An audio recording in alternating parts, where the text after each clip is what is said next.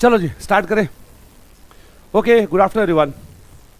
चलो बच्चे, आज स्टार्ट करेंगे रीजनिंग का नेक्स्ट टॉपिक, एक नया टॉपिक है। उस टॉपिक का नाम है रक्त संबंध, ब्लड रिलेशन। खूनी रिश्ता नहीं बोलेंगे, इस टॉपिक का नाम है रक्त संबंध, ब्लड रिलेशन।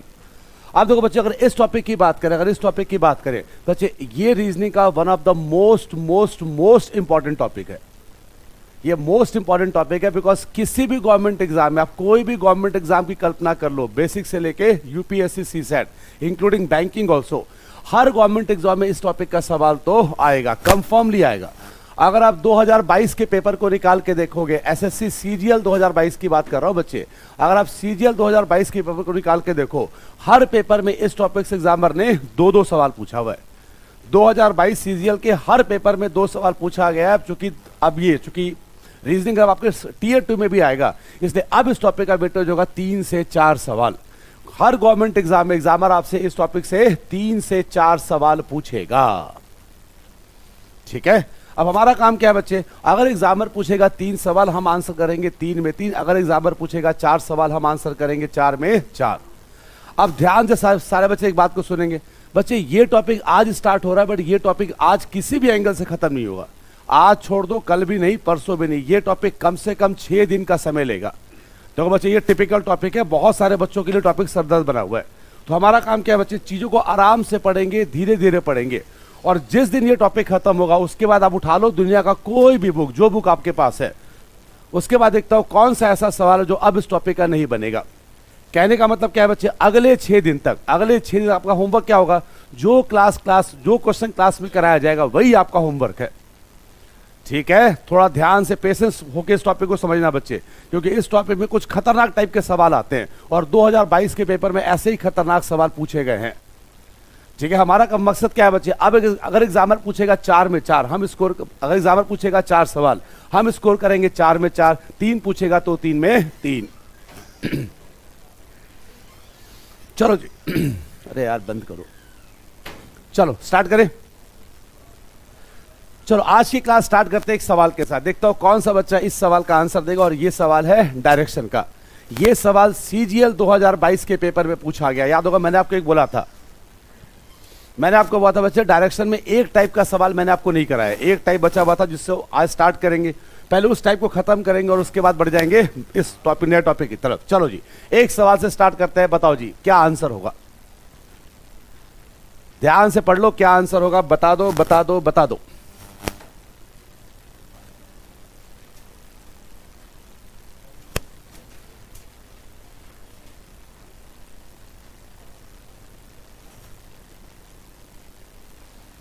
ये आपके सीजीएल 2022 का सवाल है डियर, 2022 के पेपर में पूछा गया सवाल।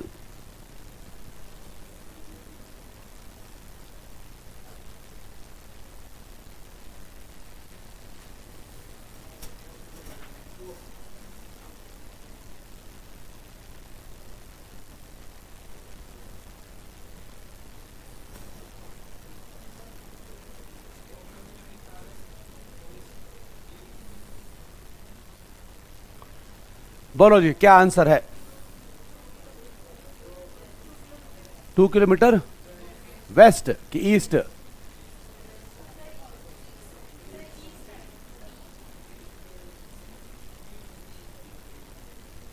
चलो जी देखते हैं, ध्यान देंगे सारे बच्चे बोर्ड पे। अब तो सवाल क्या बोलता है बच्चे, सुमन बिंदु ए से 3 किलोमीटर उत्तर की ओर गाड़ी चलाती है। मतलब यहां पर सवाल क्या है बच्चे, एक ऐसे व्यक्ति के बारे में बात कर रहा है जो कुछ दूरी चलता है, तो इसको बोलते हैं मूवमेंट बेस्ड प्रॉब्लम।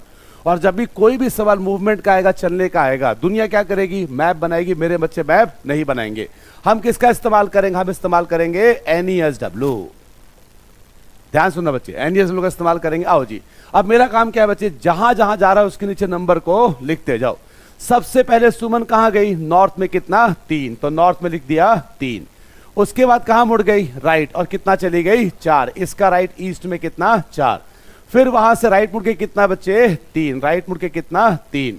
फाइनली एक बार फिर से दाएं मुड़ के कितना जाती है, 6।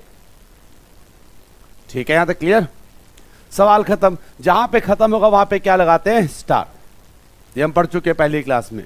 नए बच्चे इसके बाद आप बैच को पकड़ोगे, अभी पुराने बच्चों की क्लास चल रही है। आओ जी, हमसे क्या पूछा बच्चे, कितनी दूरी और किस दिशा। तो चलो जी आते हैं, दूरी कैसे निकालते हैं, इन दोनों को लेंगे तो कितना आएगा 0, इन दोनों को लेंगे तो क्या आएगा 2, कौन सा वेस्ट। तो मेरा आंसर क्या आएगा 2 किलोमीटर वेस्ट, मेरा आंसर आ गया 2 किलोमीटर वेस्ट।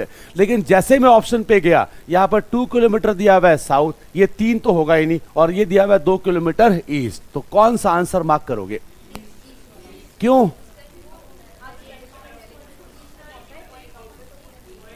देखो जी, जब भी कोई भी सवाल चलने का, ध्यान सुनना बच्चे, जब भी कोई भी सवाल चलने का आएगा, एग्जामर आपसे 4 सवाल पूछेगा, सुन लो ध्यान से बच्चे, एग्जामर आपसे 4 सवाल पूछेगा। सबसे पहला सवाल होता है इसमें, इस तरह के सवालों में जब भी चलने की बात करेगा, 3 हम क्लास में कवर कर चुके हैं, चौथा आज कवर कर रहे हैं।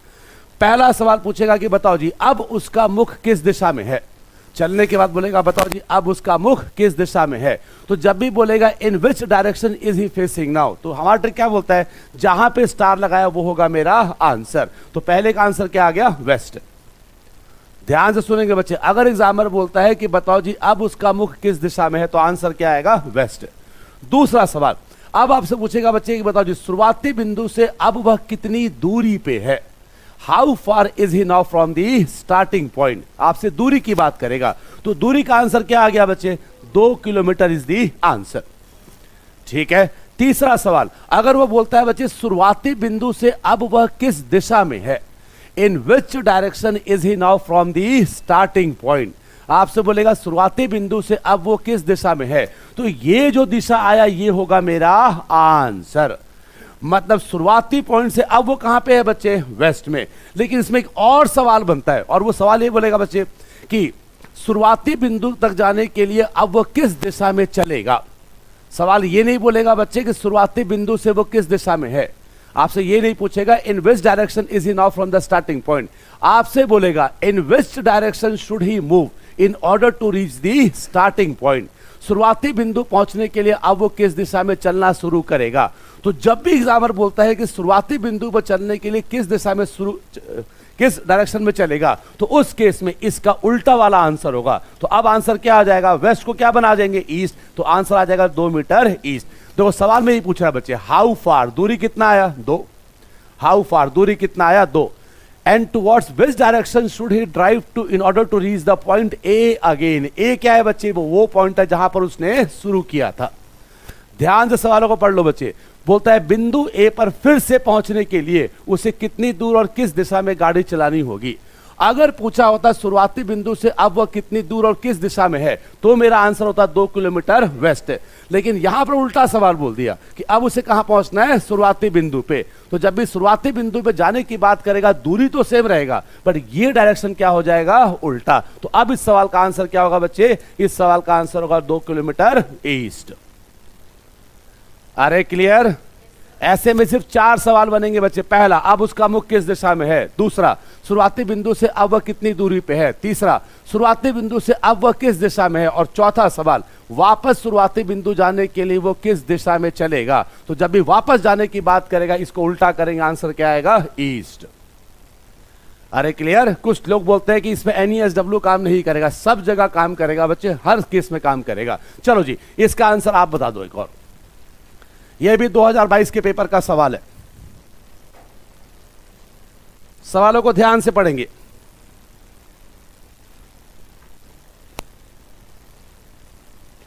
राजेश बिंदु ए से पश्चिम की ओर 4 किलोमीटर ड्राइव करता है और दाएं मुड़ता है और 8 किलोमीटर चलता है। अच्छा जी, चलने का सवाल बना दो।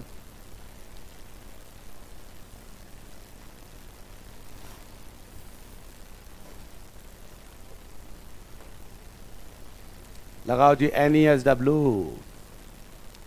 सबसे पहले पश्चिम में कितना गया, 4, फिर राइट मुड़ के कितना चला गया, 8, फिर वहां से राइट मुड़ के कितना चला गया, 8, फिर वहां से राइट मुड़ के कितना चला गया, 4, फाइनली राइट मुड़ के कितना चला गया, 4। यहां पे खत्म हुआ, स्टार लगा दिया।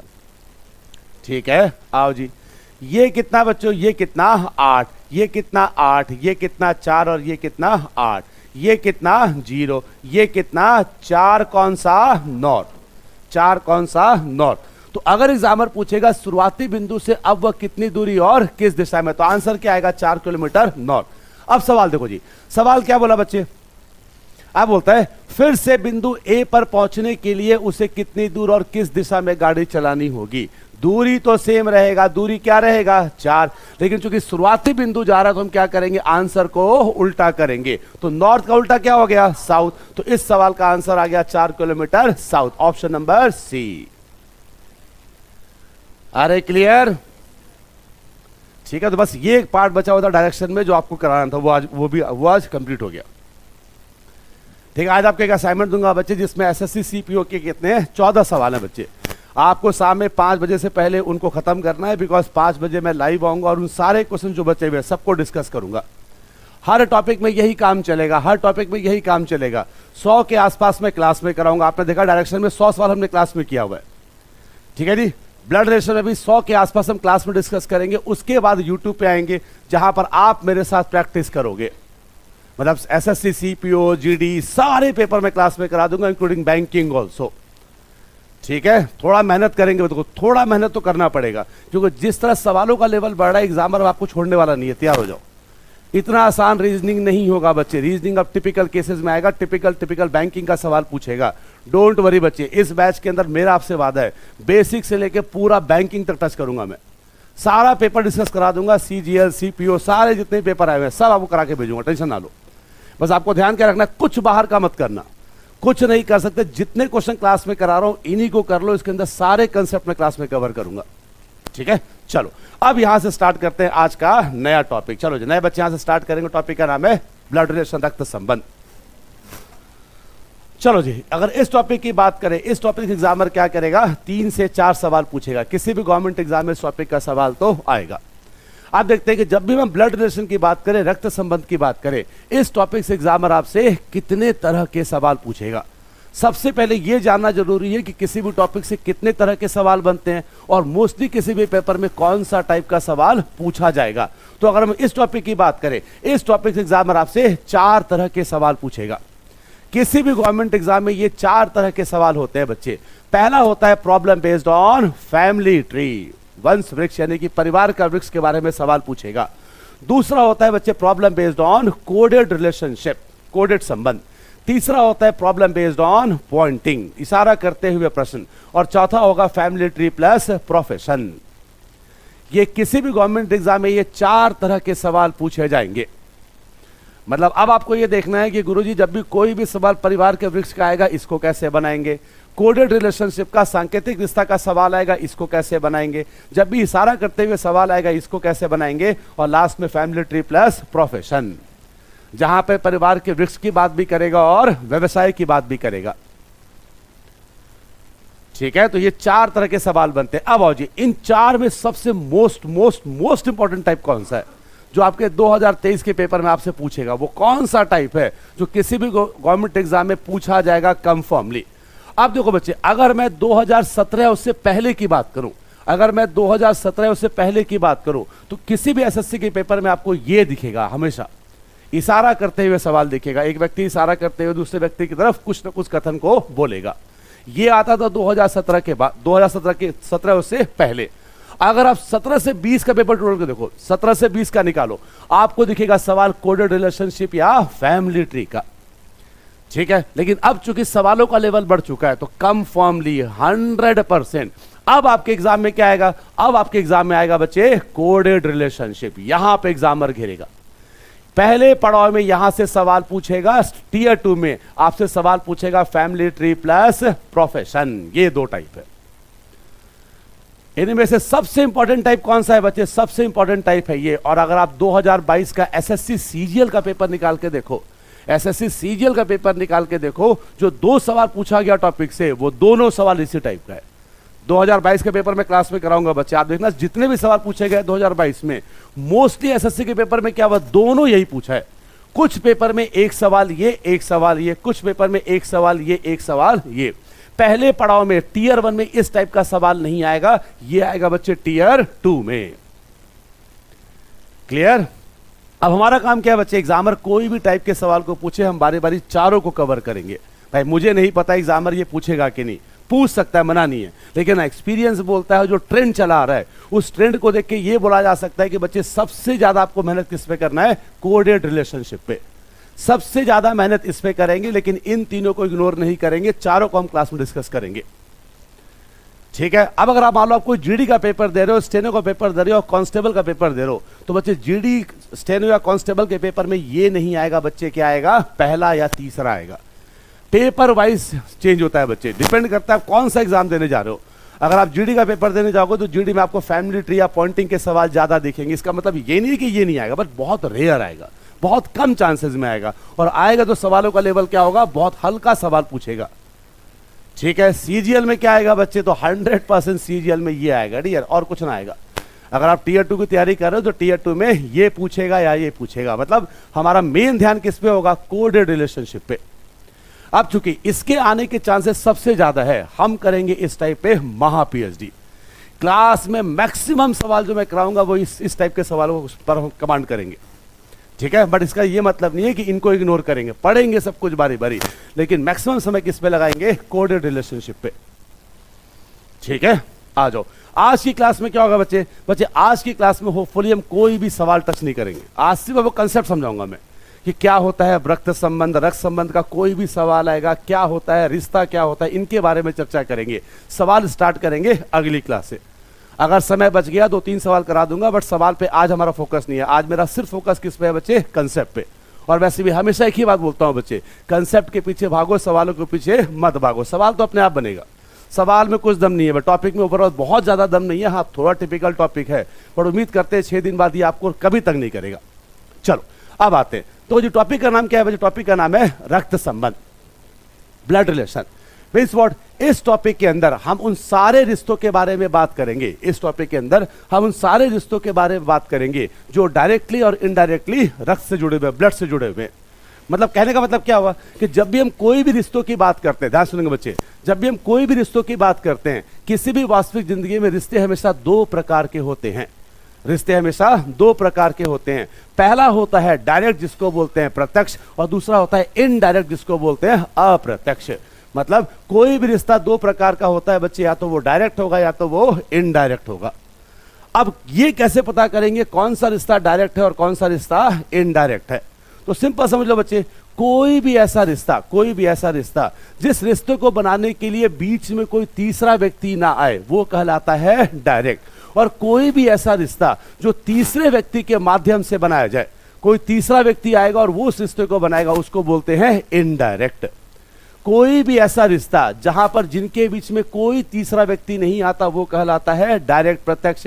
और कोई भी ऐसा रिश्ता जिसको बनाने के लिए कोई तीसरा व्यक्ति बीच में आए, उसको बोलते हैं इनडायरेक्ट। अब जब भी हम डायरेक्ट की बात करते हैं तो डायरेक्ट में पूरे चैप्टर में हम 8 रिश्तों के बारे में बात करेंगे। 8 रिश्ते ऐसे होते हैं बच्चे जिसको बोलते हैं डायरेक्ट। जैसे रियल लाइफ में मेरे साथ कुछ ऐसे रिश्ते हैं जिनको हम बोलेंगे डायरेक्ट, और कुछ ऐसे रिश्ते हैं जिसको मैं बोलूंगा इनडायरेक्ट।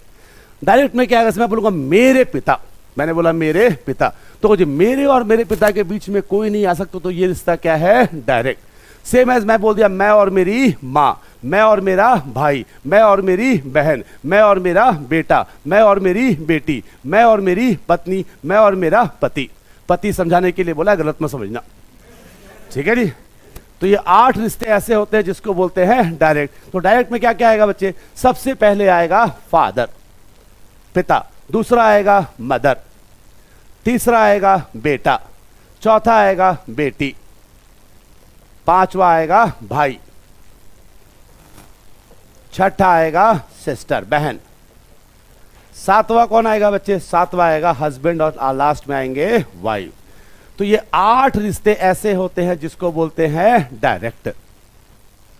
इसके अलावा जितने भी रिश्ते होते हैं बच्चे, वो सारे क्या होते हैं, इनडायरेक्ट। इसके अलावा जितने भी रिश्ते होते हैं उसको क्या बोलते हैं, इनडायरेक्ट।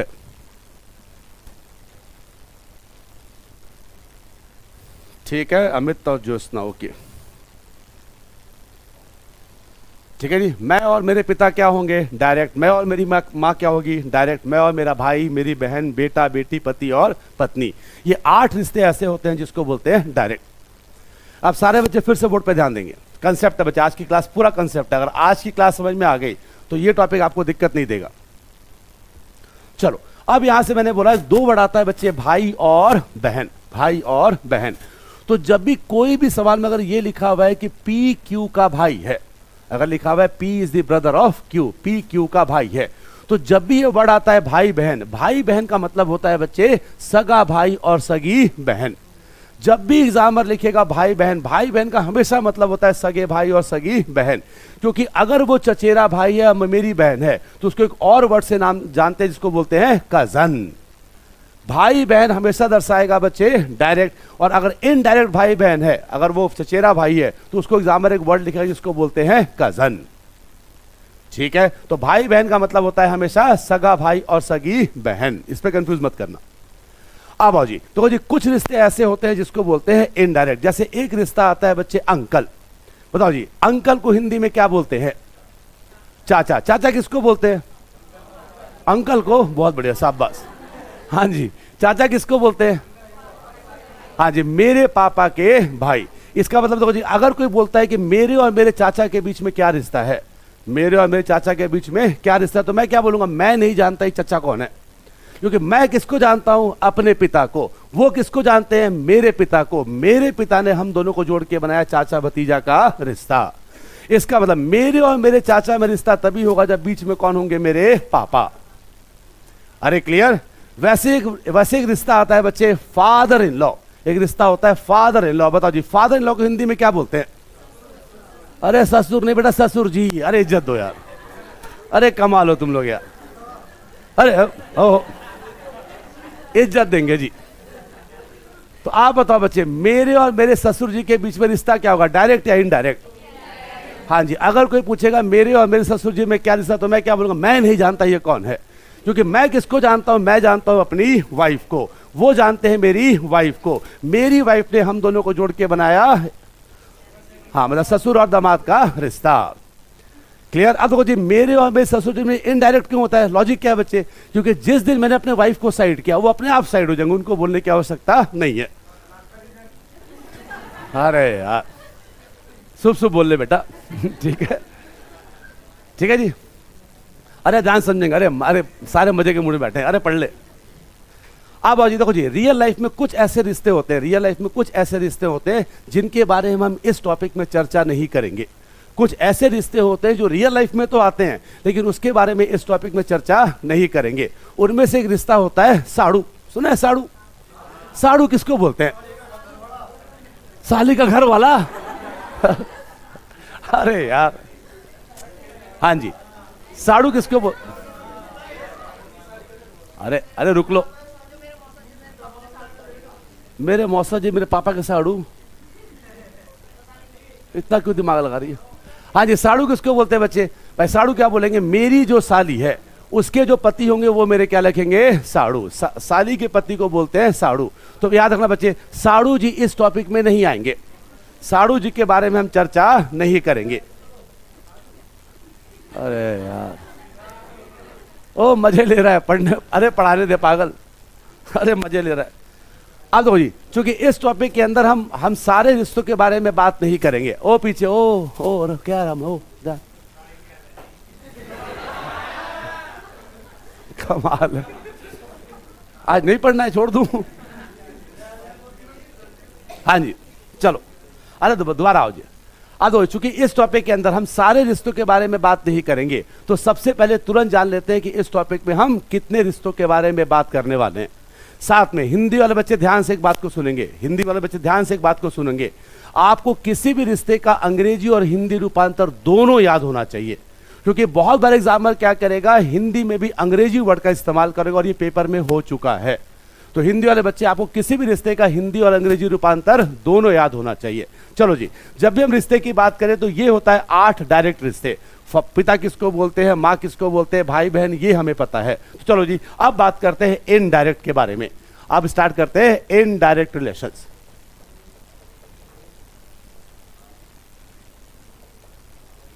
चलो, ओ साली के पीछे पड़ गया ओ, अरे पढ़ ले, सिलेक्शन होगा तभी साली मिलेगी, पर पढ़ ले। आओ जी, सबसे पहला रिश्ता क्या होता है भाई? सबसे पहला आता है ग्रैंड फादर।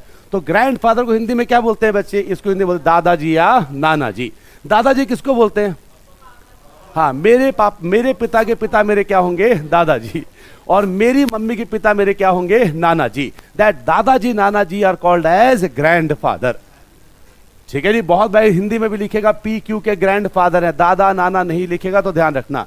ग्रैंडफादर का मतलब होता है दादाजी और नाना जी। Next one, who is called as grandmother. तो ग्रैंड मदर मतलब क्या हो गया, दादी जी और नानी जी। दादी किसको बोलते हैं, मेरे पापा की माँ, और नानी क्या होगी, मेरी मम्मी की माँ।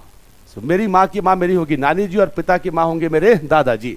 तो इसको ऐसे याद कर लो, मेरे पिता या माता के पिता या माता के माँ।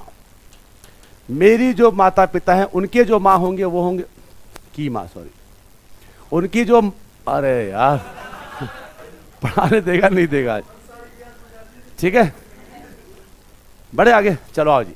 अब आते थर्ड हिस्सा आता है बच्चे, अंकल। अंकल, तो अंकल कैसे बोलेंगे, अंकल किसको बोलते हैं, मेरे जो भी माता पिता है उनके जो भी भाई होंगे वो मेरे क्या कहलाएंगे, अंकल। मेरे पापा के भाई मेरे क्या होंगे, चाचा। मेरी मम्मी के भाई मेरे क्या होंगे, मामा। दैट चाचा मामा आर कॉल्ड एज अंकल। तो इसको ऐसे याद करो, मेरे माता पिता के भाई, माता या पिता के भाई,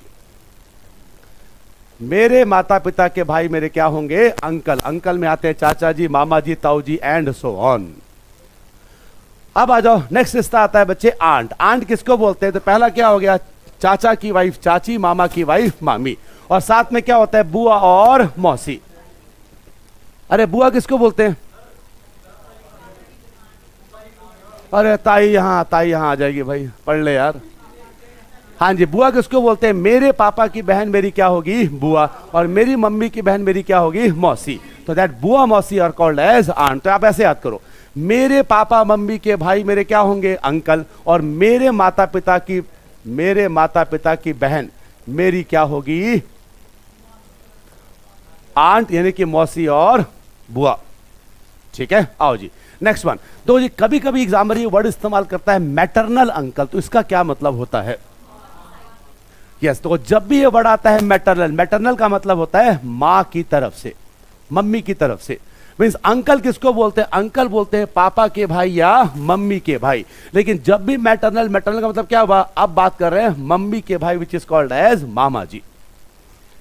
क्लियर। तो जब भी ये वर्ड आता है मैटरनल, मैटरनल का मतलब होता है from the mother side, mummy की तरफ से। और जब भी ये वर्ड आता है पैटर्नल, पैटर्नल का मतलब होता है बच्चे पिता की तरफ से। जैसे मैंने बोला पैटर्नल ग्रैंडफादर किसको बोलेंगे, तो ग्रैंडफादर होते हैं मेरे दादाजी और नाना जी। लेकिन अगर बोल दिया पैटर्नल, इसका मतलब मेरे पापा के पापा, विच इज माई दादाजी। क्लियर। अब इस दो वर्ड को याद करो हिंदी वाले बच्चे। पहला वर्ड है बच्चे नीस, और दूसरा है नेफ्यू। नीस और नेफ्यू। तो कोई बच्चा बताएगा ये नीस किसको बोलते हैं, ये हिंदी नहीं मांगा, रियल लाइफ में किसको बोलते हैं, दो ऐसे याद करो बच्चे। नीस किसको बोलते हैं, मेरे जो भी भाई बहन है, मेरे जो भी भाई बहन है उनकी जो बेटी होगी वो मेरी क्या कहलाएगी, नीस। जैसे मेरे भाई की बेटी मेरी क्या होगी, भतीजी, और मेरे बहन की बेटी मेरी क्या होगी, भांजी। दैट भतीजी भांजी आर कॉल्ड एज नीस। हिंदी वाले बच्चे याद करेंगे नीस किसको बोलते हैं, मेरे जो भी भाई बहन है उनकी जो भी बेटी होगी वो मेरी क्या कहलाएगी, नीस। तो याद कर लो बच्चे, भाई या बहन की बेटी, भाई या बहन की बेटी। और अगर मेरे भाई बहन का बेटा हुआ तो वो क्या कहलाता है बच्चे, वो कहलाता है नेफ्यू। मेरे भाई बहन का बेटा मेरा क्या कहलाएगा, नेफ्यू। जैसे मेरे भाई का बेटा मेरा क्या होगा, भतीजा, और मेरी बहन की बेटी मेरी क्या, बेटा क्या होगा, भांजा। दैट भतीजा भांजा आर कॉल्ड एज नेफ्यू। ठीक है जी। हमने क्या क्या वर्ड याद किया, पहले याद किया grandfather, grandmother, uncle, aunt, maternal uncle, paternal grandfather, फिर नीस और नेफ्यू। ठीक है जी। चलो बड़े आगे यहां से।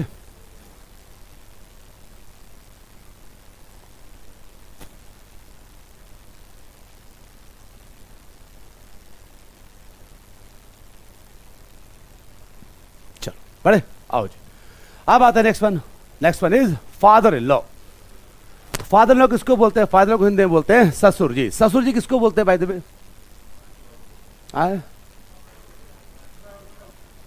वाइफ के, हाँ। तो अब यहां से एक वर्ड याद करेंगे बच्चे, सारे बड़े बच्चे, एक वर्ड आता है बच्चे इस, अब सारे बच्चे एक वर्ड याद करेंगे, वर्ड होता है स्पाउस। वर्ड होता है स्पाउस। इस वर्ड का इस्तेमाल भी पेपर में आ चुका है। स्पाउस को हिंदी में क्या बोलते हैं बच्चे? स्पाउस को हिंदी में बोलते हैं शादीशुदा जोड़े। स्पाउस को हिंदी में बोलते हैं शादीशुदा जोड़े। तो सिंपल क्या बोलेंगे बच्चे? मेरी जो वाइफ है उसके पिता मेरे क्या होंगे? ससुर जी। और मेरी वाइफ को एक और वर्ड से जानते हैं स्पाउस। स्पाउस का मतलब होता है किसी भी शादीशुदा जोड़े के दूसरे साथी, या इसको एक और वर्ड से जानते हैं जिसको बोलते हैं जीवन साथी। हिंदी में लिखेगा स्पाउस का मतलब क्या होता है? जीवन साथी। तो अब मैं सिंपल क्या बोलूंगा? फादर इन लॉ किसको बोलते हैं? जीवन साथी के पिता। Spouse father will be my father in law. ससुर जी इज्जत देंगे, ठीक है जी। हस्बैंड के लिए क्या होगा? वाइफ क्या हो जाएगी? स्पाउस। वाइफ के लिए हस्बैंड क्या हो जाएंगे? स्पाउस। तो उनके जो पिता होंगे वो क्या कहलाएंगे? Father in law. अरे क्लियर? आओ जी, नेक्स्ट रिश्ता आता है बच्चों called as mother in law. बताओ जी, मदर इन लॉ को हिंदी में क्या बोलते हैं? सासू माँ। इज्जत दो, सासू माँ। मदर इन लॉ क्या बोलते हैं? सासू माँ। सासू माँ किसको बोलते हैं बच्चे? तो मेरी जो जीवन साथी है, मेरी जो जीवन साथी है उनकी जो मां होगी वो क्या कहलाएगी? सासू मां। अरे क्लियर? अरे ठीक हो आप लोग? आप देखो बच्चे, देखो जब भी आमतौर पे क्या होता है, जब भी हम इस टॉपिक को किसी बैच में पढ़ाते हैं, we have to very very careful, क्योंकि हमें एज ए टीचर मालूम है कि बच्चा खूंखार उदाहरण करेगा, कुछ टाइम में बच्चा खूंखार आएगा, बिकॉज यहां पर हम रिश्तों के बारे में बात करते हैं। और रिश्तों में जहां साली आ जाए, साला आ जाए, बच्चा तो पूरा मजा लेता है, उसको लगता है उसी की साली के बारे में बात हो रही है।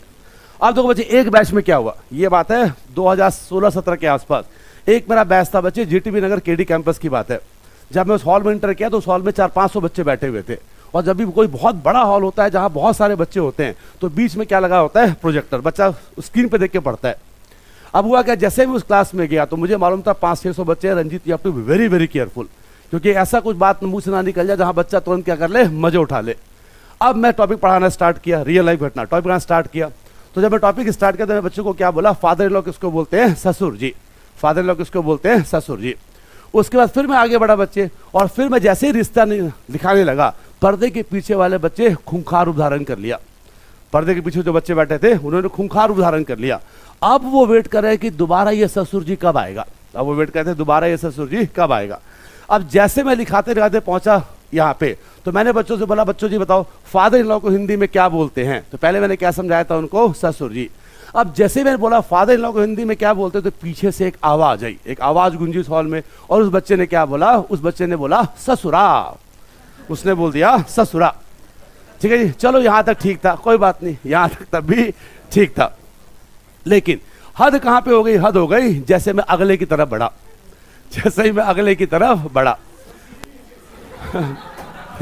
ये नहीं था बच्चे, ये बच्चे का क्रिएटिव देखो। अरे सुन लो, अब जैसे ही मैं अगला बढ़ा तो मैंने कहा चलो कोई बात नहीं, ससुरा बोल दिया, कोई बात नहीं, हम आगे बढ़े।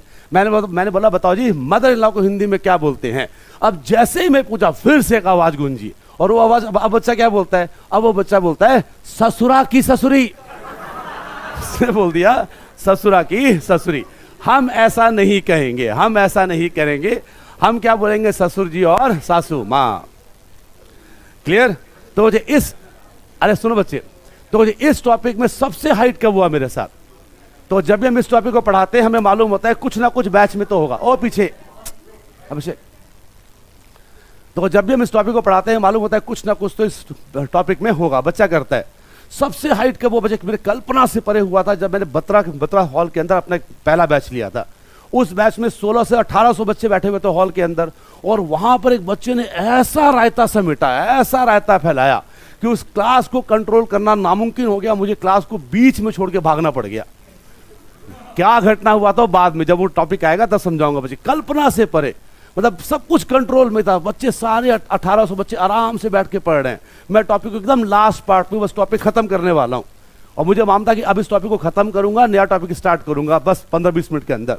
लेकिन उसी 15-20 मिनट के अंदर एक खूंखार बच्चा बैठा था उस 1800 में, एक खूंखार बच्चा था, और उसने ऐसा रायता फैलाया, ऐसा रायता फैलाया जो कल्पना से परे था। ठीक है, क्या हुआ था बाद में देखेंगे। आओ जी आगे बढ़ते हैं। चलो अब आते हैं next one, who is called as brother in law. अब आते हैं ब्रदर इन लॉ। तो ब्रदर इन लॉ हिंदी में क्या बोलते हैं बच्चे? देवर, साला, जेठ और जीजा। भाई देखो सिंपल क्या बोलेंगे, मेरी वाइफ का भाई, मेरी वाइफ का भाई मेरा क्या होगा? साला। किसी भी पति के भाई क्या होंगे? अगर वो छोटा होगा तो देवर, बड़ा होगा तो जेठ। तो that they were, jeth and sala are called as brother in law. और साथ में आते हैं जीजा। जीजा किसको बोलते हैं? बहन के पति। मेरी जो बहन है उसके पति मेरे क्या होंगे? जीजा। तो इन सब का मतलब क्या होता है? Brother in law. तो हम सिंपल क्या बोलेंगे? ब्रदर क्या होता है? Spouse brother. पहला होगा स्पाउस ब्रदर, और दूसरा क्या होगा बच्चे? दूसरा होगा सिस्टर्स हस्बैंड। मेरी जो बहन है उसके जो पति होंगे वो मेरे क्या होंगे? Brother in law. हाँ, जीजू बोल दे, जीजा बोल दे। इस टॉपिक में जीजू नहीं बोलेगा, जीजा ही लिखेगा। आओ जी, नेक्स्ट वन आ जाओ, sister in law. Sister in law क्या होगा बच्चे? तो होगा स्पाउस सिस्टर, स्पाउस सिस्टर। और साथ में क्या आएगा? साथ में आती है भाभी। भाभी किसको बोलते हैं? मेरी भाई की वाइफ, ब्रदर्स वाइफ। कुछ भी, ठीक है जी, ब्रदर्स वाइफ। चलो अब आ जाओ नेक्स्ट वन। नेक्स्ट वन आता है बच्चे, who is called as son in law. Son in law को हिंदी में क्या बोलते हैं? दामाद। इसको याद कर लो, इसमें सवाल आएगा। टॉपिक में इसको दामादी बोलेंगे और कुछ नहीं बोलेंगे। तो अब मैं क्या बोलूंगा? दामाद किसको बोलते हैं? दामाद किसको बोलते हैं बच्चे? मेरी जो बेटी है, मेरी जो बेटी है उसके जो पति होंगे वो मेरे क्या होंगे? दामाद। और मैं उनका क्या होऊंगा? समधी। कुछ भी। आओ जी, ये होता है बेटी के। अरे क्या चाह रहे हो, भागू मैं क्लास से आज? ये होता है बेटी के पति। भाई मेरी जो बेटी है उसके जो पति होंगे वो मेरे क्या होंगे? दामाद। ठीक है जी। Next one, who is called as daughter in law. Daughter लोग हिंदी में क्या बोलते हैं? बहू भी बोलते हैं और पुत्र वधू भी बोलते हैं। कोई भी वर्ड आपको पेपर में देखने को मिलेगा। आमतौर पर एग्जामिनर क्या लिखता है? बहू, बट पुत्र वधू भी लिख सकता है। तो बहू किसको बोलते हैं बच्चे? बहू बोलते हैं मेरे बेटे की वाइफ। मेरा जो बेटा है उसकी जो वाइफ होगी वो मेरी क्या होगी? बहू। तो याद कर लो बच्चे, बेटे की पत्नी, बेटे की पत्नी। आ रहे पोते पे रुक जाओ, आगे बढ़ते हैं। Next one, who is called as grand son. हाँ जी, ग्रैंड सन क्या होता है? पोता या नाती। पोता किसको बोलते हैं? पोता बोलते हैं मेरे बेटे का बेटा। मेरे बेटे का बेटा मेरा क्या होगा? पोता। मेरी बेटी का बेटा मेरा क्या होगा? नाती। And pota nati are called as grand son. तो ऐसे याद करो बच्चे, सिंपल याद करो बच्चे कि मेरे जो भी बच्चे हैं, मेरे जो भी बच्चे हैं, मेरे बच्चों का बेटा मेरा क्या होगा? Grand son. ठीक है, जिसमें मेरे बेटे का बेटा होता है मेरा पोता, मेरी बेटी का बेटा होता है मेरा नाती। Next one, grand daughter. Grand daughter क्या होगा बच्चे? मेरे बच्चों की बेटी। मेरा जो बेटा है उसकी जो बेटी होगी वो मेरी क्या कहलाएगी? पोती। और मेरी जो बेटी की बेटी मेरी क्या कहलाएगी? नातिन। क्लियर? नागिन नहीं बेटा, नातिन। नातिन ध्यान से पढ़ लो, नातिन। ठीक है, आ जाओ, लास्ट वर्ड आ गया। लास्ट आता है बच्चे कजन। कजन क्या होता है बच्चे? कजन भाई बहन की तरह होता है, बट वो सगा भाई सगी बहन नहीं होता। मतलब कोई भी ऐसा व्यक्ति जो मेरे भाई बहन जैसा है बट सगा भाई सगी बहन नहीं, उसको हम बोलते हैं कजन। जिसके अंदर आता है चचेरा भाई, चचेरी बहन, ममेरा भाई, ममेरी बहन एंड सो ऑन। ठीक है जी, मतलब चचेरा, चचेरी, ममेरा, मौसेरा, फुफेरा कोई भी हो सकता है। भाई बहन मेरा क्या होगा? कजन। तो सबसे पहला काम क्या है बच्चे? हाँ, सबसे पहला क्या है बच्चे? All these relation should be committed to memory. सबसे पहले इन सबको याद कर लो, क्योंकि इस टॉपिक के अंदर हम इन्हीं सारे रिश्तों के बारे में बात करेंगे। ठीक है जी, क्लियर? अरे ठीक हो? अब यहां से बढ़ते हैं। अब अगले 15 मिनट, बी सीरियस नो, क्योंकि अगले 15-20 मिनट में इस टॉपिक को अब जमीन के अंदर गाड़ेंगे। अब उड़ाएंगे इस टॉपिक को। अब जो 15-20 मिनट समझाऊंगा बच्चे, ध्यान से बात को सुनना, हर वचन को, हर शब्दों को बहुत ध्यान से सुनना, बिकॉज हर शब्द का मतलब होगा। अब अगर अगला 20 मिनट आपको समझ में आ गया तो उम्मीद करते हैं फिर ये टॉपिक आपको दिक्कत तो नहीं देगा। सुना एवरीबॉडी, बी सीरियस नाउ। चलो आओ जी, अब आते हैं बच्चे कि जब भी कोई भी सवाल ब्लड रिलेशन का आएगा, जब भी कोई भी सवाल रक्त संबंध का आएगा किसी भी एग्जाम में, तो इसके लिए अब मुझे क्या करना है, व्हाट इज माय ऑब्जेक्टिव, मुझे करना क्या है। मतलब किसी भी टाइप का सवाल हो, भले वो परिवार का वृक्ष का हो, भले वो सांकेतिक रिश्ता का हो, भले वो इशारा करते हुए सवाल हो, कोई भी सवाल जब भी ब्लड रक्त संबंध का आएगा, ब्लड रिलेशन का आएगा, तो अब मुझे एग्जाम में क्या करना है। तो ध्यान देंगे बच्चे। अब देखो जब भी कोई भी सवाल रक्त संबंध का आएगा, my job is to draw one family tree. मुझे क्या करना है बच्चे, मुझे हर सवाल में क्या बनाना है, परिवार का वृक्ष बनाना है, फैमिली ट्री बनाना है। तो सबसे पहले समझते हैं ये फैमिली ट्री क्या होता है।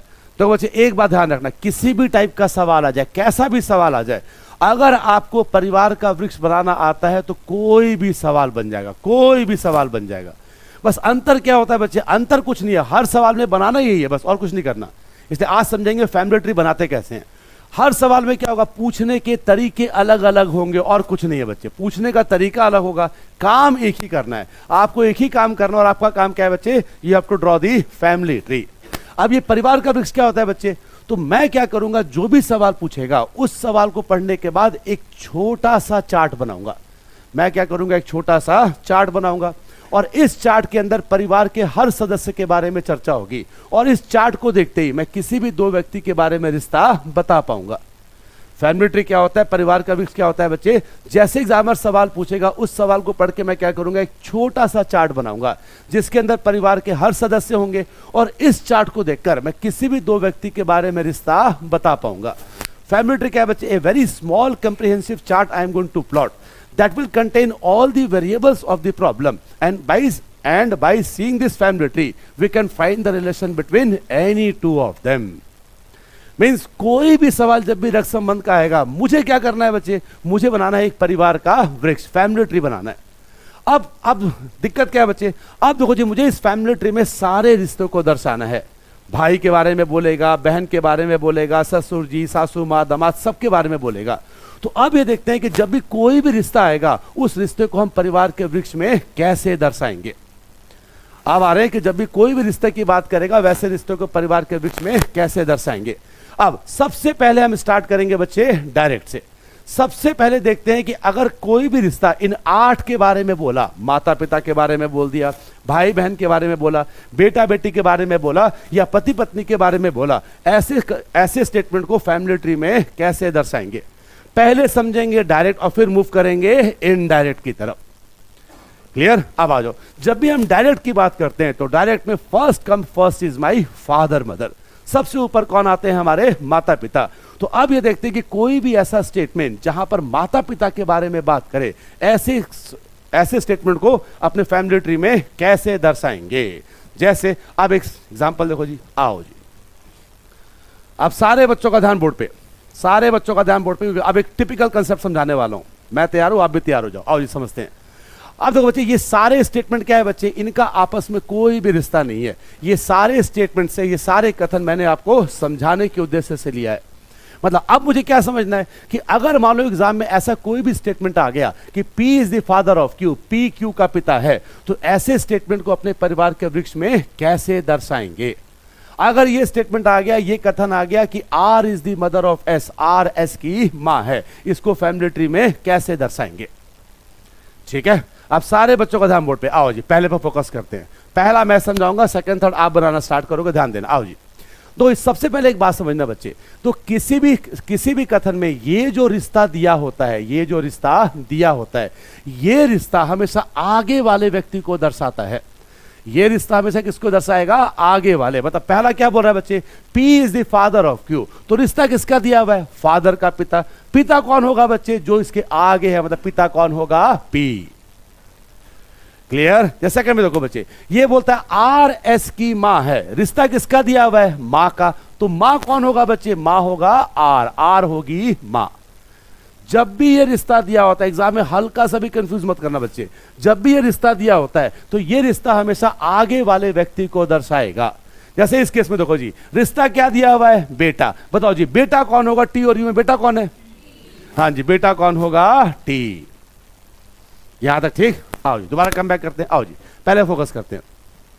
अब पहला क्या बोलता है बच्चे, P is the father of Q, P Q का पिता है, तो रिश्ता क्या दिया है बच्चे, पिता। तो आप बताओ बच्चे P और Q में पिता कौन होगा? हाँ जी, P होगा पिता। तो आप बताओ अगर P पिता है तो Q क्या होगा? हाँ जी, हाँ जी, देखो यहां से सिर्फ ये मालूम चल रहा है कि P उसके क्या है, पिता। Q उसका बेटा भी हो सकता है और बेटी भी। अरे क्लियर?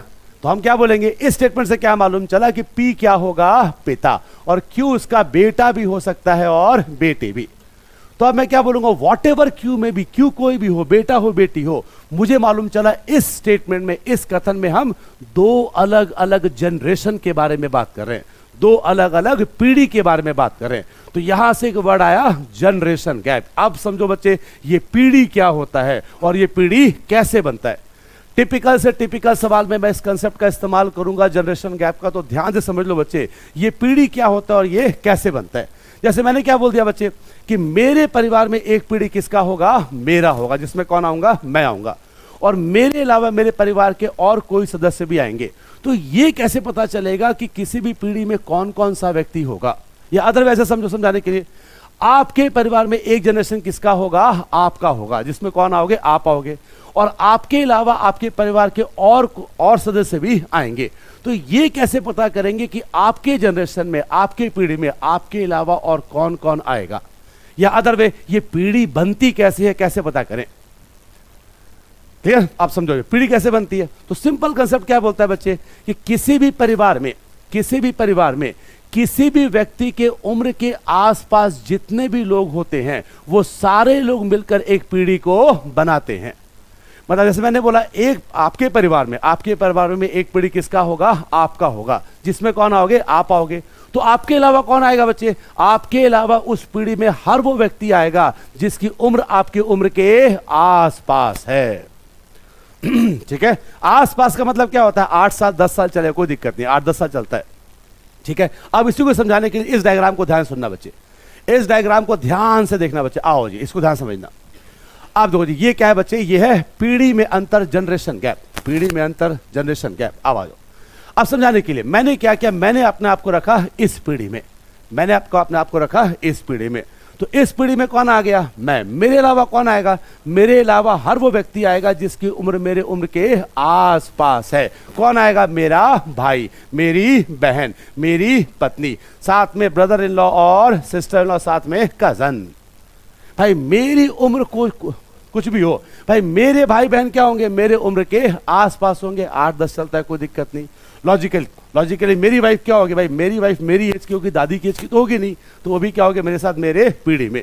तो ये सारे लोग मिलकर एक पीढ़ी को बनाएंगे, और ये पीढ़ी किसकी है, मेरी है। अरे क्लियर? मतलब अगर आपकी पीढ़ी की बात हो, आपके साथ कौन आएगा बच्चे, आपके पीढ़ी में आएंगे आपके भाई, आपकी बहन, आपके जीवन साथी, साथ में brother in law, sister in law और आपके कजन। ये सारे लोग मिलकर आपके परिवार में एक पीढ़ी को बनाएंगे, और वो पीढ़ी किसकी है, आपकी है। अरे ठीक है, इसको अच्छे से समझो, बहुत इंपॉर्टेंट स्लाइड है बच्चे, ये ब्लड रिलेशन का बैकबोन है ये। जिस बच्चे को ये पीढ़ी समझ में आ गया, पीढ़ी कैसे कैच करते हैं, उसके लिए ब्लड रिलेशन कुछ है ही नहीं, क्योंकि जो सबसे खतरनाक सवाल बनता है उसमें इसका इस्तेमाल करने वाला हूं। तो ध्यान समझ लो। अब बताओ जी, अगर ये पीढ़ी मेरी है या ये पीढ़ी आपकी है, तो बताओ जी उसके जस्ट पहले कौन आएगा। हाँ जी, मेरे पीढ़ी के जस्ट ऊपर कौन आएगा, मेरे माता पिता। आपके पीढ़ी के ऊपर जस्ट ऊपर कौन आएगा, आपके माता पिता। तो मेरे ऊपर कौन आएगा, मेरे माता पिता, और साथ में हर वो व्यक्ति जिसकी उम्र मेरे माता पिता की उम्र के आसपास हो, जिसमें कौन आएगा, मेरे माता पिता, साथ में चाचा, मामा, बुआ, मासी, ससुर जी और सासू माँ। चूंकि मैं और मेरी वाइफ की उम्र आसपास है, मैं और मेरी वाइफ की उम्र आसपास है, तो मेरे माता पिता की उम्र भी क्या होगी, आसपास होगी। अरे समझ में आ रहा है जी? तो ये बनता है दूसरा पीढ़ी। अब जरा बताओ बच्चे, यहां पे आ गया मैं, यहां पे आ गया मेरे पिता, इनके ऊपर कौन आएगा, हाँ जी, इनके पिता मतलब मेरे दादाजी, दादी जी, नाना जी और नानी जी, जिसको बोलते हैं ग्रैंड पेरेंट्स। अरे क्लियर? यहां पे आ गए आप, यहां पे आ गए आपके माता पिता, यहां पे आ गए आपके दादाजी, दादी जी, नाना जी और नानी जी, जिसको बोलते हैं grand father, grand mother, grand parents. अब बताओ जी, इनके ऊपर कौन आएगा, हाँ जी, इनके ऊपर कौन आएगा? इनके माता पिता, जिसको मेरे तुलना में क्या बोलेंगे? परदादा, परदादी, परनाना, परनानी, जिसको इंग्लिश में बोलते हैं ग्रेट ग्रैंड पेरेंट्स, जिसको बोलते हैं ग्रेट ग्रैंड पेरेंट्स। रिकॉर्ड हो रहा है बेटा, ध्यान, जिसको बोलते हैं ग्रेट ग्रैंड पेरेंट्स। अब आप जरा बताओ बच्चे, इनके ऊपर कौन आएगा? उसको क्या बोलेंगे? हाँ जी, हाँ जी, लोग बोलते हैं गुरुजी इसको बोलेंगे ग्रेट ग्रेट ग्रैंड पेरेंट्स। लेकिन आप मुझे बात बताओ बच्चे, यहाँ पे आ गया मैं, यहाँ पे आ गया मेरे माता पिता, यहाँ पे आ गया मेरे दादाजी, दादी जी, नाना जी, नानी जी, यहाँ पे आ गया परदादा, परदादी, तो क्या उसके ऊपर वाले को बोलते हैं परपर दादा, परपर दादी? जब परपर दादा, परपर दादी नहीं बोलते तो ग्रेट ग्रेट कैसे आएगा? तो सिंपल याद करो बच्चे, इसके ऊपर जितने भी होंगे सबको क्या बोलेंगे? Great grand parents. ग्रेट क्यों बोलते हैं? क्योंकि अब वो धरती छोड़ के भगवान का रूप ले लिया। क्लियर? इसके आमतौर पे उसके ऊपर वाले आमतौर पे रियल लाइफ में एग्जिस्ट नहीं करते, जिसके ऊपर हम जाएंगे नहीं। अब आओ जी, मेरे बाद कौन आएगा बच्चे? हाँ जी, मेरे बाद कौन आएंगे? मेरे बच्चे, जिसमें आएगा मेरा बेटा बेटी, और साथ में हर वो व्यक्ति जिसकी उम्र मेरे बेटा बेटी के आसपास हो, जिसमें आएगा मेरे भाई बहन की बेटी, मेरे भाई बहन का बेटा, साथ में मेरी बेटी के पति, दामाद, और साथ में मेरे बेटे की बहू। तो ये सारे लोग मिलकर एक पीढ़ी को बनाएंगे, और ये पीढ़ी किसकी है? मेरे बच्चों की है। अरे क्लियर? अब आओ जी, इनके बाद कौन आएगा बच्चे? इनके बाद आएगा मेरे बच्चों के बच्चे, जो होंगे मेरे ग्रैंड चिल्ड्रंस, मेरे ग्रैंड चिल्ड्रंस, जिसमें आएगा पोता, पोती, नाती और नातिन। ठीक है, मेरे बच्चों के बच्चे।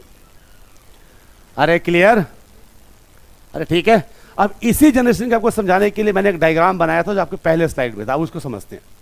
बच्चे को समझना बहुत जरूरी है। टिपिकल सवाल यहां से बनेगा पेपर का। देखो जी, आप ध्यान से देखना बच्चे, दिख रहा है आप लोगों को? दिख रहा है?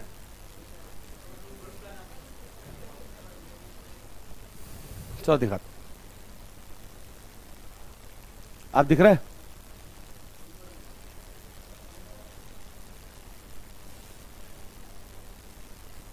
आप दिख रहा है आप लोगों को? चलो अब देखते हैं।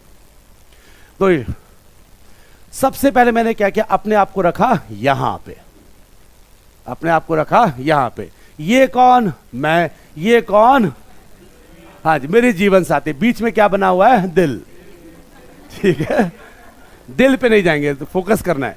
तो यहां पे कौन आ गया? मैं और मेरी पत्नी। साथ में कौन आ गया बच्चे? मेरे कजन, भाई बहन, उनकी पत्नी, एंड सो ऑन।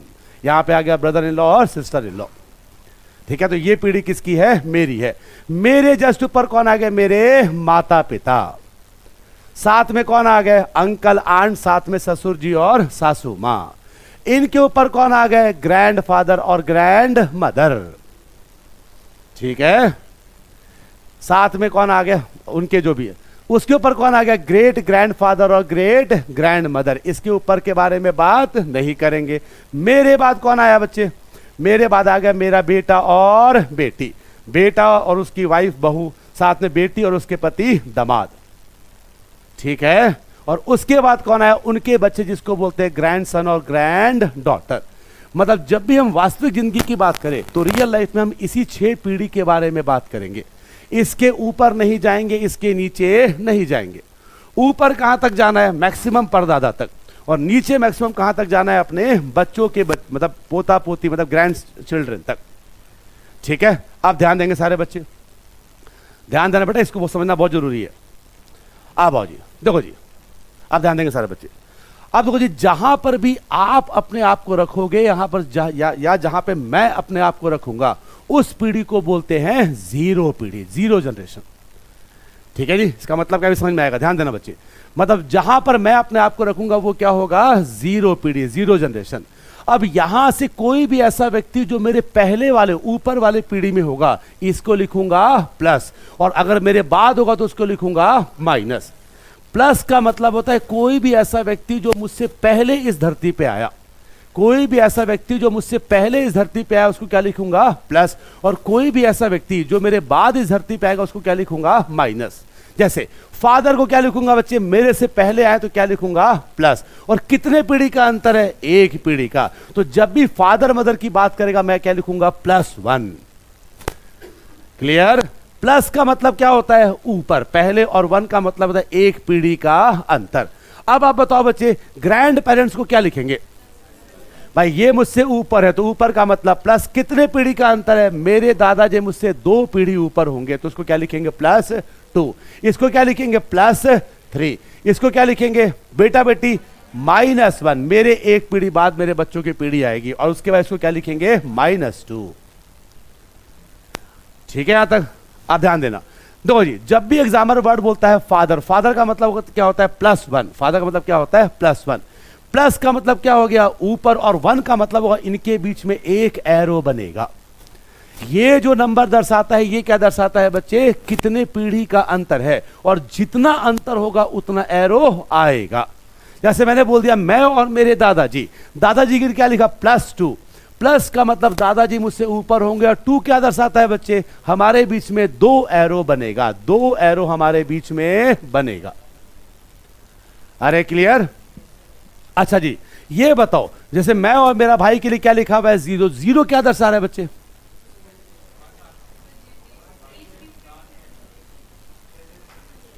देखो जी, 0 का मतलब हुआ नो जनरेशन गैप।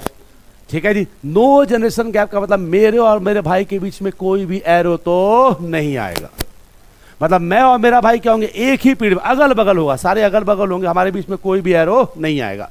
फादर बोलेगा एक पीढ़ी ऊपर लगा के फादर आएंगे, उसके ऊपर कौन आएंगे, दादा, बेटा मेरे बाद, पोता उसके बाद, एंड सो ऑन। ठीक है, आप देखो जी प्लॉट करते हैं, आप समझ में आएगा आपको प्लॉट कैसे करना। आओ जी, अब जैसे ही स्टेटमेंट आया तो मैंने क्या बोला बच्चे, फादर के लिए क्या होता है, मेरे फादर मुझसे क्या होते हैं, एक पीढ़ी ऊपर। ठीक है, अब आ जाओ, 1 का मतलब क्या हुआ, एक एरो का अंतर होगा। 1 का मतलब हो गया एक एरो का अंतर। अब ये प्लस किसके लिए बोला गया, P के लिए, मतलब प्लस का मतलब ऊपर, तो ऊपर कौन होगा, P, और नीचे कौन होगा, Q। ऐसे डिनोट कर लेंगे। अरे बात समझ में आई नहीं आई? जैसे अगला दिया बच्चे, R is the mother of S, R S की मां है, तो मां क्या होगी बच्चे, मुझसे एक पीढ़ी ऊपर, तो मदर के लिए क्या लिखेंगे, +1। 1 का मतलब एक एरो, ये प्लस किसके लिए बोला गया, R के लिए, तो R होगा ऊपर और S होगा नीचे। अरे ठीक है, चलो आप जरा मुझे बताना इसको कैसे दर्शाओगे, T is the son of you. हाँ जी, सन क्या हो गया, -1। 1 का मतलब एक एरो, माइनस किसके लिए बोला गया, T के लिए, माइनस का मतलब वो कहां पे होगा, नीचे, तो T होगा नीचे और ऊपर कौन होगा, यू। अरे क्लियर? आओ जी नेक्स्ट वन, X बेटी है Y की, तो बेटी के लिए क्या, -1, एक एरो का अंतर, माइनस किसके लिए बोला गया, X के लिए, माइनस का मतलब नीचे और ऊपर कौन, Y। ठीक है, लास्ट पे आओ बच्चे, फिर मैंने बोला A is the grandfather, grandfather का मतलब क्या हुआ, +2, 2 पीढ़ी का अंतर, तो 2 का मतलब क्या हुआ, 2 एरो का अंतर होगा। प्लस का मतलब क्या हुआ, ऊपर, तो ऊपर कौन होगा, A, और नीचे कौन होगा, B। अरे क्लियर? मतलब जब भी कोई भी रिश्ता देगा तो उस केस में क्या होगा, देखेंगे दोनों के बीच में कितना पीढ़ी का अंतर है, जितना अंतर होगा उतना एरो आएगा, और अगर प्लस होगा तो ऊपर, माइनस होगा तो नीचे। क्योंकि मैं और मेरे भाई के बीच में 0 जनरेशन का अंतर है, मतलब मैं और मेरे भाई के बीच में एरो तो नहीं आएगा। ठीक है, यहां तक क्लियर? अब आते हैं नेक्स्ट पॉइंट पे। तो सबसे पहले मैंने क्या देखा बच्चे कि जब भी किसी भी कथन में फादर मदर की बात करें, बेटा बेटी की बात करें, इसको कैसे प्लॉट करेंगे। अब आओ जी, सेकंड पार्ट आता है कि अब अपने फैमिली ट्री में हम जेंडर कैसे डिफाइन करेंगे, जेंडर कैसे डिफाइन करेंगे, जेंडर कैसे डिफाइन करेंगे। ठीक है जी, तो जी कोई भी सवाल जब भी ब्लड रिलेशन का, ध्यान सुनना बच्चे, जब भी कोई भी सवाल ब्लड रिलेशन का, आपको सिर्फ 2 चीज दिमाग में रखनी है, आपको सिर्फ 2 चीज दिमाग में रखनी है। और गलती बच्चों से क्या होता है, बच्चा सिर्फ केवल एक चीज दिमाग में रखता है। जब भी आप कोई भी स्टेटमेंट को पढ़ोगे आपको 2 चीज देखना है। पहला क्या देखना है बच्चे, कि दोनों के बीच में रिश्ता क्या दिया हुआ है, दोनों के बीच में रिश्ता क्या दिया हुआ है, और फिर आपको देखना है कि दोनों में से किसका जेंडर गिवन है, पुरुष और महिला गिवन है। जैसे जब भी एग्जामर पुरुष की बात करेगा उसके लिए मेरा सिंबल क्या होगा, स्क्वायर, महिला के लिए सिंबल क्या होगा, सर्कल। कुछ लोग यहां पे प्लस माइनस का इस्तेमाल करते हैं, आप चाहो तो कुछ भी करो, फर्क नहीं पड़ता, बट आमतौर पे मैं जब भी क्लास में सॉल्व करूंगा मैं किसका इस्तेमाल करूंगा, स्क्वायर और सर्कल। क्योंकि मेरा ये मानना है कि एग्जाम में प्लस माइनस को देखने में गलती हो सकती है, लेकिन स्क्वायर और सर्कल दूर से ही दिख जाएगा, आपकी मर्जी है। मतलब अगर बोलता है कि P एक पुरुष है तो P को लिख के क्या लगाएंगे, स्क्वायर। Q महिला है तो Q को लिख के क्या लगाएंगे, सर्कल। जिसके ऊपर सर्कल लग गया मतलब वो महिला को दर्शाएगा, जिसके ऊपर स्क्वायर लग गया मतलब वो एक पुरुष व्यक्ति को दर्शाएगा, मेल पर्सन को दर्शाएगा। आप जरा दोबारा इस पे आते हैं बच्चे, चलो ध्यान देना बच्चे। आप देखो सबसे पहले मैंने क्या देखा, दोनों के बीच में रिश्ता क्या दिया हुआ है, फादर। फादर के लिए एक एरो सजा दिया। अब आ जाओ, ये फादर कौन है बच्चे, P। Q उसका बेटा भी हो सकता है और बेटी भी। तो अगर P फादर है मतलब P क्या होगा, मेल। तो इसका कंप्लीट नोटेशन होगा, P के ऊपर क्या लगाएंगे, डब्बा। अरे बात समझ में आ रही है? आओ ये second one, R is the mother of S। आप यहां से एक बात और समझना बच्चे, एक बात ध्यान देना। तो किसी भी कथन में हमेशा जेंडर आपको पहले वाले व्यक्ति का मालूम चलेगा, लास्ट वाले का नहीं चलेगा। ठीक है, दो केस में मालूम चलता हुआ मैं दिखाऊंगा आमतौर पे। जैसे अब रिश्ता क्या दिया हुआ है, माँ। माँ कौन है बच्चे, R। S उसका बेटा भी हो सकता है और बेटी भी। तो R माँ है तो R के ऊपर क्या करेंगे, सर्कल। अरे क्लियर? नेक्स्ट पे आओ बच्चे। अब दिया हुआ है T is the son of you. T you का पुत्र है तो बेटा कौन है बच्चे, T। तो T बेटा है तो T पे क्या होगा, डब्बा। यू उसके पिता भी हो सकते हैं और मां भी। अरे ठीक हो? आप बताओ इसमें क्या करूं बच्चे, किसको, वाई को? हाँ जी, एक्स को क्या करेंगे, सर्कल। ग्रैंडफादर कौन है, ए। तो ए के ऊपर क्या करेंगे, स्क्वायर। क्लियर? यही यहां बना हुआ है जी पूरा डिटेल में। ठीक है, अब सारे बच्चे ध्यान सुनेंगे बच्चे, ध्यान देना। तो मैंने आपको क्या समझाया बच्चे कि जब भी कोई भी ऐसा सवाल जहां पर एग्जामिनर एक से ज्यादा जनरेशन के बारे में बात करेगा, पीढ़ी के बारे में बात करेगा, मैं क्या करूंगा, एक एरो लगाऊंगा। ये एरो क्या दर्शाता है बच्चे, जनरेशन गैप या पीढ़ी में अंतर। जितना अंतर होगा उतना एरो आएगा। अब सारे बच्चे ध्यान से एक बात को सुन लो, जब भी एरो होगा हमेशा इसी प्रकार लगाएंगे, ऐसा एरो, ऐसा एरो, ऐसा एरो, ऐसा कुछ नहीं होता। जब भी एरो होगा कैसे लगाएंगे, ऐसे। क्यों? Because this is the way generation goes. पहले मेरे परदादा आए, फिर मेरे दादा, फिर मेरे पिता, फिर मैं, फिर मेरे बच्चे एंड सो ऑन। ऐसा तो होगा नहीं, पहले मेरा बेटा आया, फिर मैं आया, पापा आने वाले हैं, ऐसा नहीं होता। क्लियर? सो रियल लाइफ में since this is the way generation goes, इसलिए एरो हमेशा क्या होगा, नीचे की तरफ होगा। अरे ठीक है, चलो साथ में अब इस सारे बच्चे की और ध्यान देंगे बच्चे। तो मैंने आपको क्या बोला बच्चे, ये एरो क्या दर्शाता है बच्चे, जनरेशन गैप, पीढ़ी में अंतर। इस बात को ध्यान सुनना, ये एरो क्या दर्शाता है बच्चे, जनरेशन गैप, पीढ़ी में अंतर। अब सारे बच्चे ध्यान से एक बात को सुन लो, ये एरो के ऊपर ये जो प्लेस है ना बच्चे, ये जो स्थान है, this place is only and only for father mother. इस पे सिर्फ और सिर्फ कौन आएंगे, माता पिता आएंगे। गलती से भी चाचा को, ताऊ को, बुआ मौसी को यहां पर नहीं बैठाएंगे। उसी तरह एरो के नीचे ये प्लेस किसका होगा, only and only for son and daughter. इस पर और कोई भी नहीं बैठेगा, केवल कौन बैठेंगे, माता पिता और बेटा और बेटी। जैसे समझाने के लिए, अगर मान लो ऐसे लिख दिया आर और इसके नीचे लिखा एस, बताओ जी क्या मतलब है इसका, आर एस का क्या लगेगा। देखो एरो के ऊपर कौन है, आर। आर मतलब उसके एरो के जस्ट ऊपर मतलब होंगे उसके माता या पिता। बॉक्स क्या शो कर रहा है, मेल, इसका मतलब आर एस के क्या है, पिता। ठीक है, ऐसे फैमिली ट्री बनाएंगे और लास्ट में इस तरह इसको डिकोड करेंगे, आंसर देंगे। अब बताओ जी इसी में एस क्या लगेगा, आर का। तो अगर वो उस एरो के जस्ट नीचे है तो क्या होगा, बेटा या बेटी। सर्कल लगा हुआ है, सर्कल क्या सिग्निफाइज करता है, फीमेल। तो इसका मतलब एस क्या हो गई, उसकी बेटी। अरे क्लियर? चलो, तो अब तक हमने ये समझा बच्चे कि माता पिता को कैसे कैसे दर्शाएंगे और बेटा बेटी को कैसे। अब आगे बढ़ते हैं, भाई बहन को कैसे दर्शाएंगे। अब आ जाओ भाई बहन। अब देखो जब भी हम भाई बहन की बात करेंगे, my symbol will be equal to sign in between them.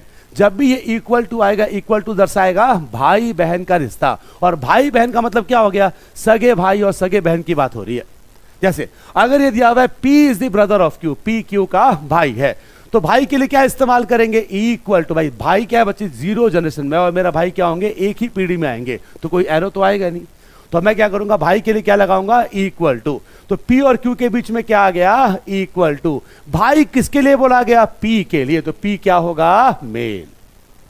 Q उसका भाई भी हो सकता है और बहन भी। अपने मन से जेंडर को एज्यूम नहीं करेंगे बच्चों, जो देगा उसी को सत्य मानेंगे।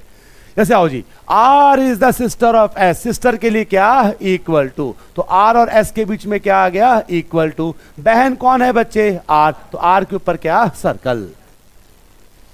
ठीक है।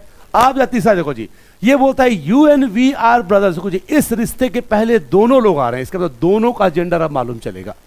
क्या बोल रहा है बच्चे, यू और वी भाई है, मतलब दोनों में इक्वल टू आएगा, दोनों क्या है बच्चे, मेल। और जब भी बहन की बात करेगा दोनों क्या होंगे, फीमेल। अरे क्लियर। लेकिन ये इक्वल टू किसको दर्शाता है बच्चे, इक्वल टू दर्शाता है भाई बहन। और भाई बहन का मतलब क्या होता है, सगा भाई सगे बहन। अभी चचेरे भाई के बारे में बात तो मैंने नहीं किया। अरे ठीक है। तो देखो जी, हमारे पास 8 डायरेक्ट रिश्ते थे। पहला था माता पिता, इसको कैसे प्लॉट करेंगे देख लिया। दूसरा था बेटा बेटी, उसको भी देख लिया। तीसरा था भाई बहन, उसको भी देख लिया। चौथा क्या बच गया, पति पत्नी। तो अब देखते हैं, जब भी कोई भी ऐसा स्टेटमेंट जहां पर एग्जाम्पल पति पत्नी या शादीशुदा जोड़े के बारे में बात करेगा, इसके लिए क्या करेंगे। तो देखो जी, किसी भी शादीशुदा जोड़े के लिए मेरा सिंबल होगा equal to but arrow at the last. ठीक है, equal to but arrow at the last. Equal to show करेगा भाई बहन, जैसे ही एरो लगा दूंगा वो क्या बन जाएगा, शादीशुदा जोड़े। लॉजिक क्या है बच्चे, अच्छा बात होता, भाई बहन के लिए इक्वल टू क्यों किया मैंने, हाँ जी, बिकॉज मैं और मेरा भाई क्या होंगे, सेम जनरेशन। मैं मेरी बहन क्या होंगे, same generation. Same is over, यहाँ पति पत्नी भी क्या होंगे, सेम जनरेशन। तो क्या लग गया, इक्वल टू। अब इस एरो का मतलब क्या है बच्चे, एरो इससे लगा है बिकॉज पति पत्नी जिंदगी भर के लिए एक दूसरे के ऊपर आश्रित होते हैं, डिपेंडेंट होते हैं। भाई बहन के केस में ये कुछ टाइम तक होता है बट पूरे जिंदगी नहीं होता, इसलिए इस केस में क्या लगा देंगे, एरो। अरे क्लियर। आज ये बैच ने बच्चे ने क्या बोला, बोला जैसे मैंने इस सिंबल को बनाया, बच्चा बोला ए गुरुजी। मैंने कहा क्या हुआ, गुरुजी ठीक ही लग रहा है। मैंने कहा तो क्या करूं, बोला गुरुजी दिल बनाओ ना, दिल, यहाँ दिल बना दो। बड़ा आपको दिल बनाना है, आप बना लो, मैं तो इसी सिंबल का इस्तेमाल करूंगा। आप कुछ भी बनाओ, मुझे कोई फर्क नहीं पड़ता। तीर भी लगाएगा, अपनी भावनाओं को रोक के रखेंगे। जो तेरे साथ हुआ वो सबके साथ नहीं होगा। मजाक कर रहा हूं बेटा। जो लगा रहा है तीर लगा दे, कांटा जो लगा रहा है लगा दे बेटा, कोई फर्क नहीं पड़ता, लगा, कोई टेंशन नहीं। अरे यहां पे ध्यान दो। अब आओ जी, स्टेटमेंट क्या दिया बच्चे, P is the husband of Q। अरे सुन लो, P is the husband of Q। तो हस्बैंड वाइफ क्या हो गया, शादीशुदा जोड़े। तो मैं क्या बोलूंगा, P और Q के बीच में क्या आएगा, equal to sign but arrow at the last. अब पति कौन है बच्चे, पति कौन है, P। तो P के ऊपर क्या आएगा, डब्बा। ठीक है। अब ध्यान सुनो बच्चे, इवन दो यहां पर Q के बारे में कुछ भी नहीं दिया, इवन दो Q के बारे में कुछ भी नहीं दिया, but Q has to be female as 2 male persons can't marry each other. इस टॉपिक में ऐसा नहीं मानेंगे, इस पर कानून पास हो गया मुझे मालूम है, हम नहीं मानेंगे। इस टॉपिक में ऐसा नहीं मानेंगे, 2 पुरुष या 2 महिला शादी कर रहे हैं, जब भी शादीशुदा जोड़ा आएगा, एक होगा पुरुष और एक होगा महिला। अरे क्लियर। आज देखो बच्चे, इसी की जगह एग्जामिनर ऐसे लिखता है कि R is the spouse of S, और ये स्टेटमेंट पेपर में आया हुआ है, स्पाउस पेपर में आया हुआ है। अब जिस बच्चों को ये नहीं पता स्पाउस क्या होता है वो तो गया। हिंदी में क्या लिखा बच्चे, RS का जीवन साथी है। तो जीवन साथी से मुझे ये मालूम चला ये दोनों क्या होंगे, पति पत्नी। ये दोनों क्या होंगे, पति पत्नी, मतलब विवाहित जोड़े होंगे। लेकिन इनमें से पति कौन होगा, पत्नी कौन होगा, इसके बारे में नहीं बता पाएंगे। मतलब सिर्फ ये मालूम चल रहा है कि ये दोनों पति पत्नी है, बट इनमें से पुरुष कौन है, महिला कौन है, इसके बारे में नहीं बता पाएंगे। जेंडर अपने मन से एज्यूम नहीं करेंगे। अरे क्लियर। चलो, तो ये हो गया डायरेक्ट के बारे में, ये हो गया सारे डायरेक्ट के बारे में।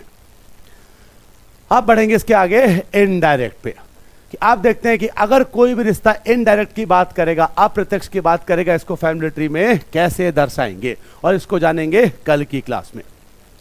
आज आपको बस याद करके आना है जनरेशन गैप क्या होता है बच्चे, और डायरेक्ट रिश्ते को कैसे प्लॉट करते हैं। इनडायरेक्ट हम करेंगे अगली क्लास में। And that's all for today. Thank you so much, God bless you all, take care. आज मेरे